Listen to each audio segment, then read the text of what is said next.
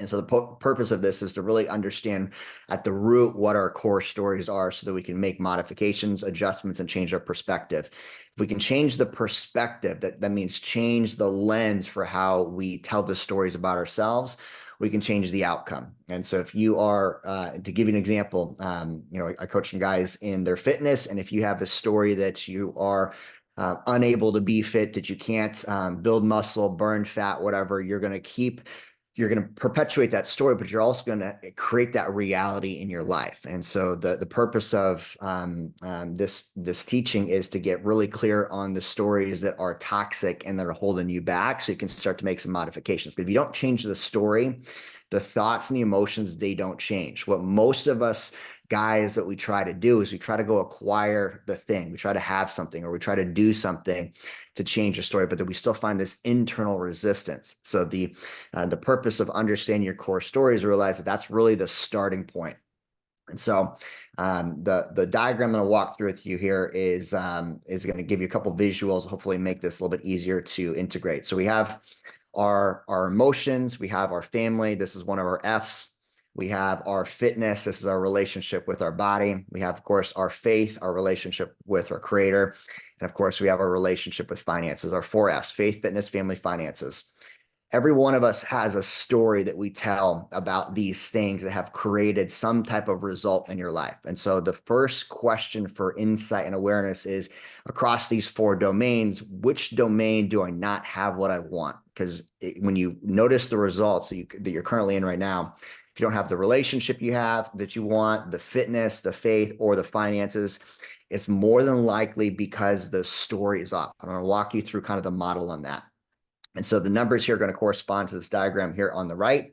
This diagram on the right is how our reality that we experience is created. So there is the outside, that's the having. This is the physical results of the relationship, the finances, the fitness, or the faith.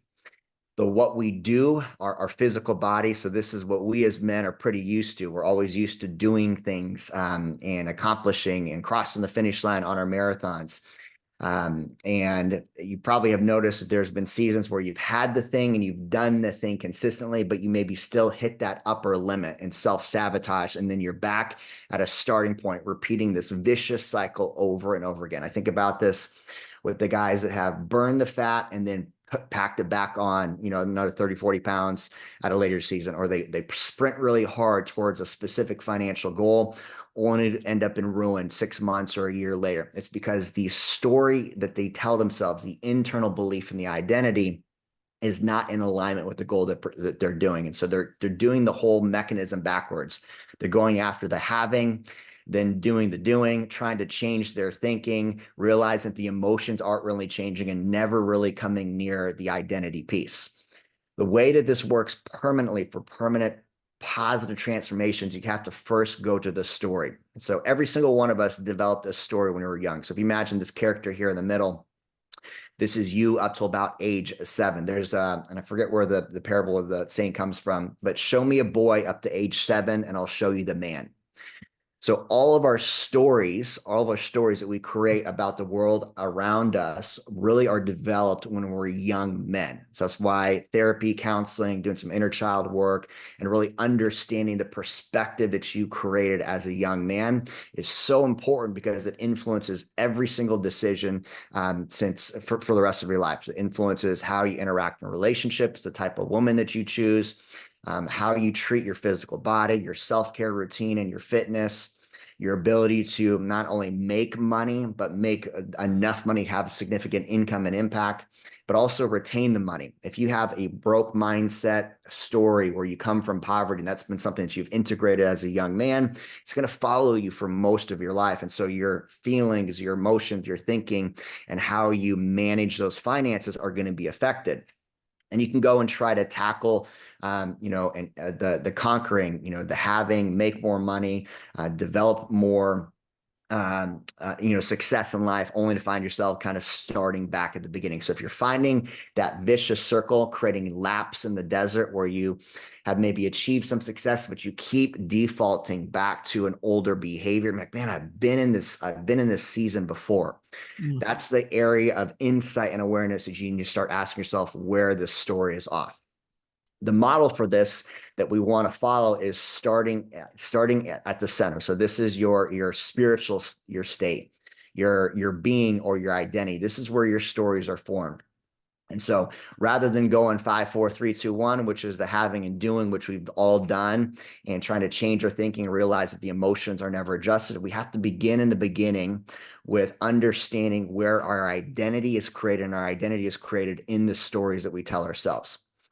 Our identity affects our emotions, and we all have emotions, whether we've repressed those for many years and we're just starting to get in touch with those, or our emotions create our reactions, and we realize that our emotions are creating more results than we really want them to.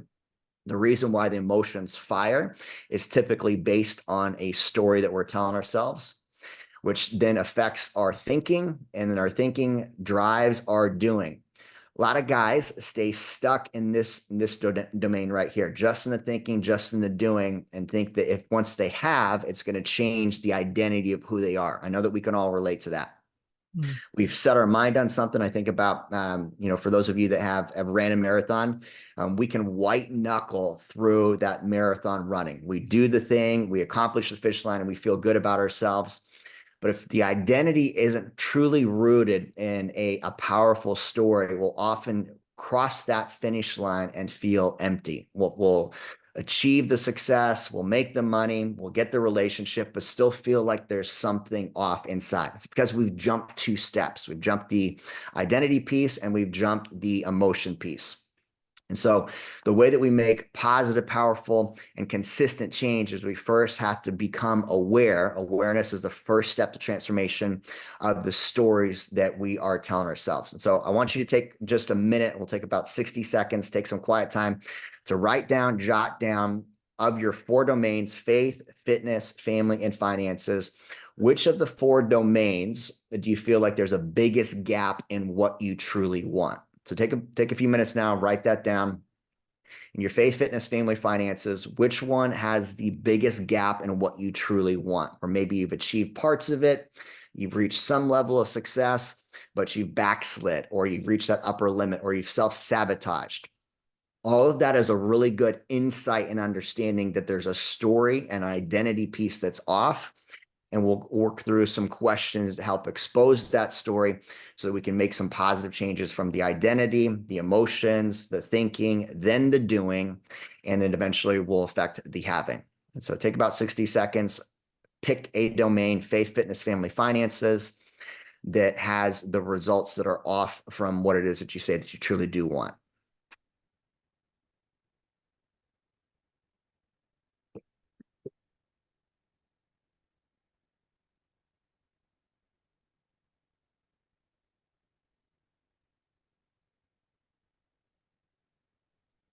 And if one of you would like to be a part of this exercise, go ahead and share it. You can either drop it in chat, you can raise your hand, or just unmute yourself. Let's go, Mike.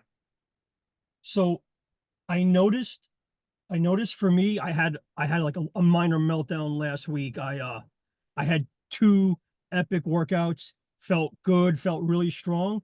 And then I tweaked my back, and for like 2, 3 days, I couldn't even stand up. Like I was hunched over, I couldn't walk, and like all this crazy shit starts going through my brain, like you can't do this, you're too old, you're too small, you're too whatever. I actually sent you a message, and I'm like, man, I don't know what's going on, but like I'm just going through it, bro. So you're in your fitness. So the domain we're talking about is fitness, right? Yeah. Um, Mike hits some resistance because he's doing the doing, and he finds that his body is not responding the way that you want, and it's preventing some progress that you want to make inside of that domain. And you start to work through some of the internal garbage that's popping up, and some of those garbage stories were Share them again. Too old, too small, not fast, and I can't do it. Yeah, can't. Perfect. Yeah, so the perfect question on this is I can't do something exposes that there's a story that needs to be adjusted in regards to the identity piece. And so we talked about this in Mighty Men a couple of weeks ago, but when our identity is focused in what we do and what we have, we will typically be humbled by it because it's rooted in a lot more ego than it is true identity, right? And so what stories are coming up in regards to that resistance, that challenge you face that are not productive to you? And you list out a couple. And I'm thinking like my age. Sometimes I feel like maybe I am too old. I don't know. I normally don't feel like that, but it creeped up the other day when I couldn't stand up. Like I was hunched over for 2 days. Sure. What did that do to your emotions, your feeling, and as well as your thinking when you started to focus on that when the Kicked outcome me in isn't my what you teeth. wanted? It kicked me in my it messed me up for like 2 days. Like I couldn't snap out of it. Yeah, so you got into a mental funk, you got into emotional funk because what you typically could do wasn't where you were at, and so you hit some resistance point, and you just found yourself in this vicious cycle.